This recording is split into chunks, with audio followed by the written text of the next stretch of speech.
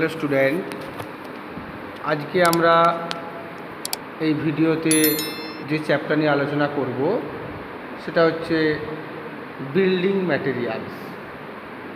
Building materials সম্পর্কে আমরা এই ভিডিওতে আজকে জানব।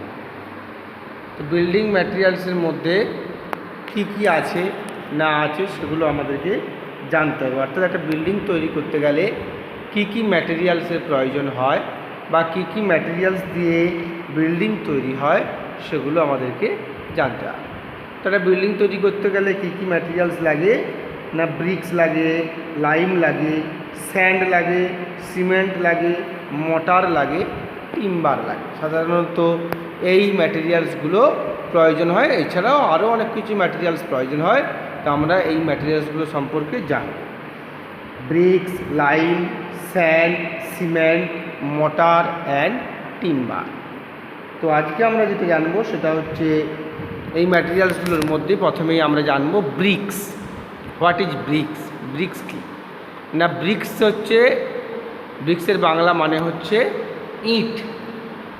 অর্থাৎ বিল্ডিং তৈরি করতে গেলে ইট হচ্ছে খুবই অত্যন্ত গুরুত্বপূর্ণ জিনিস। ইট ছাড়া কিন্তু বিল্ডিং তৈরি সাধারণত হয় না। তো সেই বিল্ডিং ম্যাটেরিয়ালস হিসেবে ব্রিক্স কিন্তু খুবই গুরুত্বপূর্ণ জিনিস। তো সেই আজকে আমরা এই ভিডিওতে ব্রিক্স সম্পর্কে আমরা জানব। না ব্রিক্স কি বা ইট কি না, bricks are the clay product. অর্থাৎ ইট মাটির তৈরি হয় সাধারণত, এখন আরও অনেক কিছু বেরিয়েছে। আগে আমরা মাটির ইট সম্পর্কেই জানি।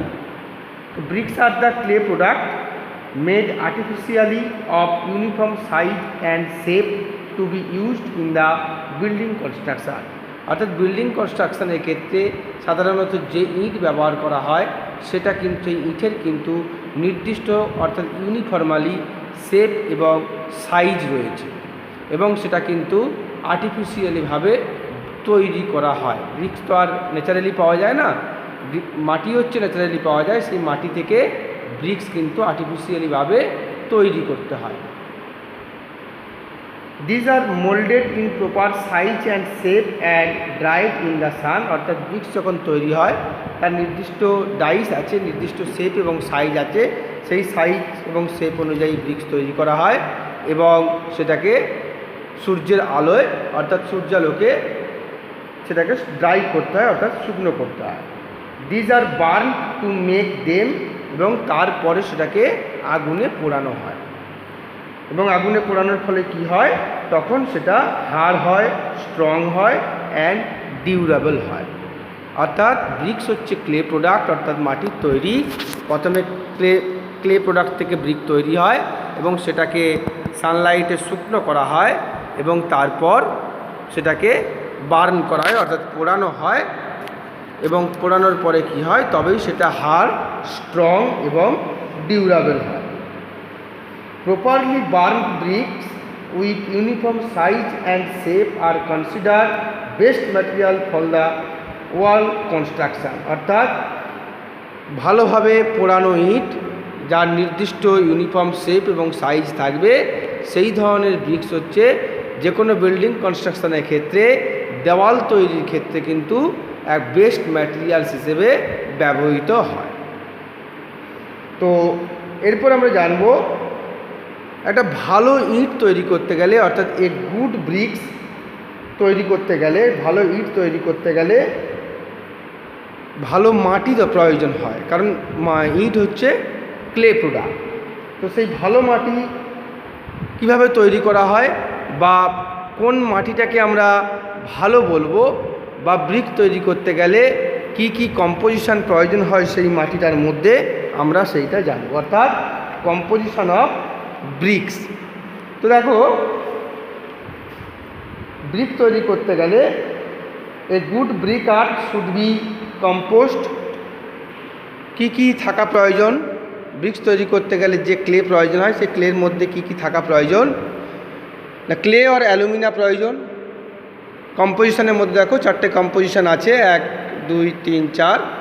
তো ক্লে আর অ্যালুমিনা, ক্লে আর 1 নম্বর হচ্ছে ক্লে আর অ্যালুমিনা, যেটার পার্সেন্টেজ থাকবে 20 থেকে 30% বাই ওয়েট।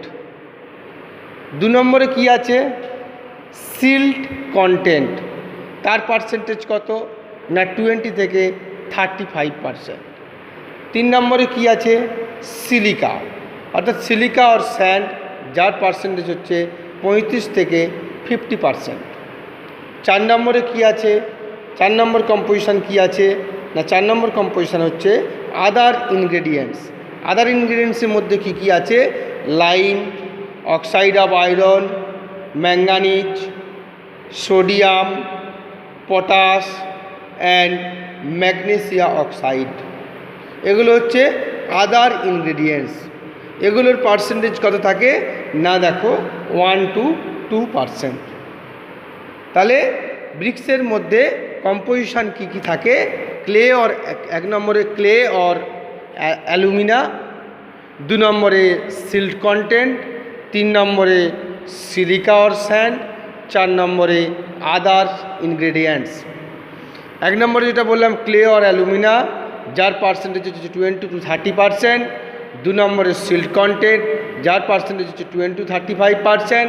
3 নম্বরে সিলিকা और স্যান্ড, যার পার্সেন্টেজ হচ্ছে 35 to 50%।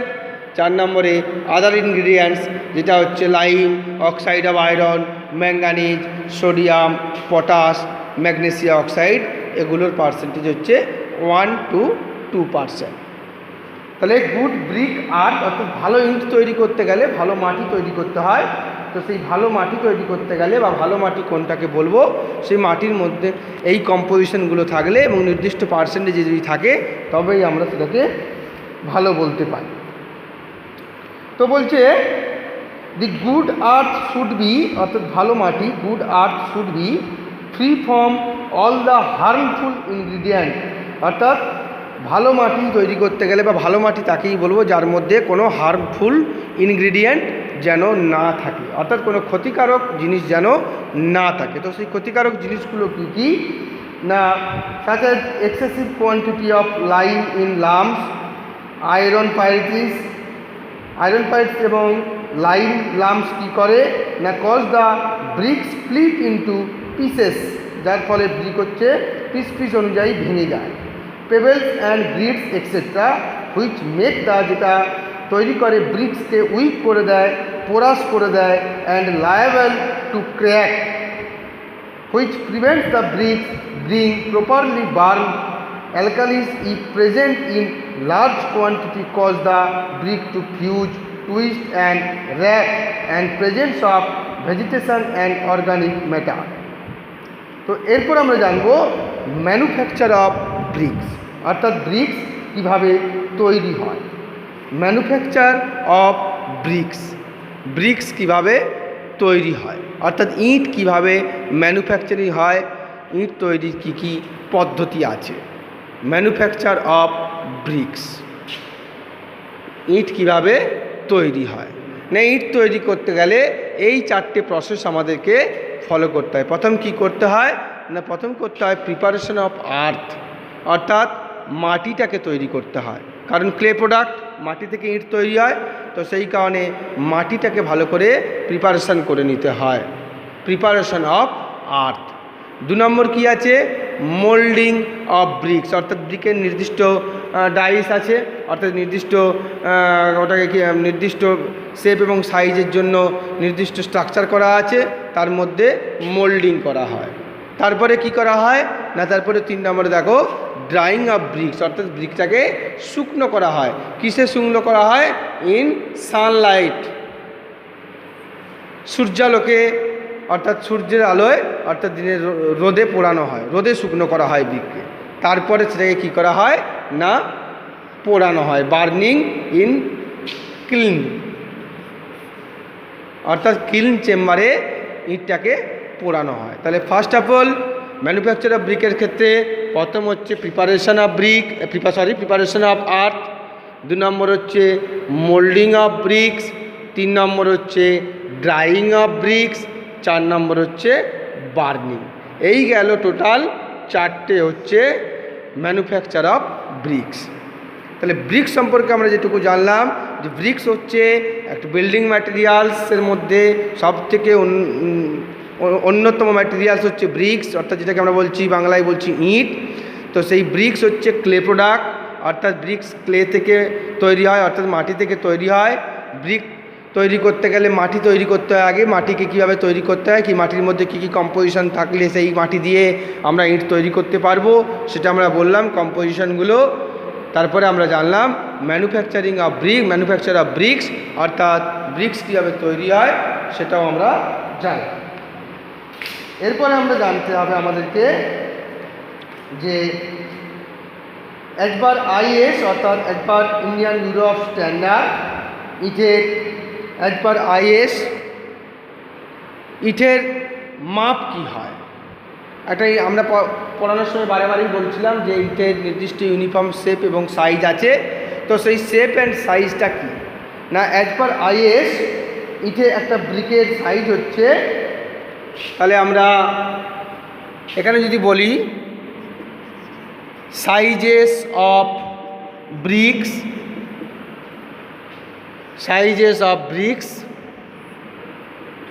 তাহলে as per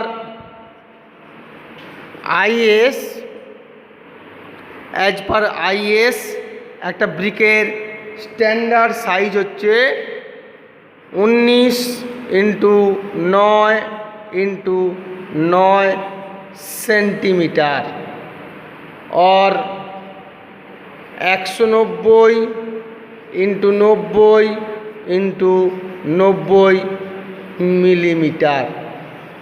as per IS অর্থাৎ as per Indian standard and bureau of standard sizes of bricks most important, খুব গুরুত্বপূর্ণ।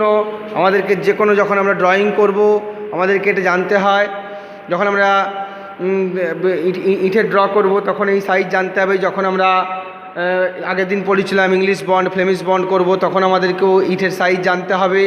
তো একটা ইটের মাপ হচ্ছে 19 হচ্ছে লেংথ, 9 হচ্ছে উইথ, 9 হচ্ছে হাইট। তাহলে 19x9 সেন্টিমিটার और 190x90 মিলিমিটার। এরপর জানবো যে একটা ইটের ওজন কত হওয়া উচিত। অ্যাপ্রক্সিমেটলি ইটের ওয়েট অফ ব্রিক্স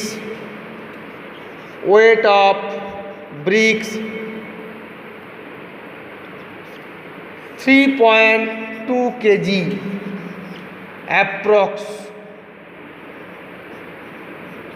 একটা ইটের সাধারণত ওজন হয় 3.2 কেজি অ্যাপ্রক্স। তাহলে ওয়েট অফ ব্রিক্স একটা ইটের ওজন হয় 3.2 কেজি অ্যাপ্রক্স। তাহলে ব্রিক্স জানলাম, ব্রিক্সের কম্পোজিশন জানলাম, ম্যানুফ্যাকচার অফ ব্রিক্স জানলাম, ব্রিক্সের সাইজ জানলাম, এরপরে আমরা জানলাম ওয়েট অফ ব্রিক্স। বোঝা গেল? Okay, thank you.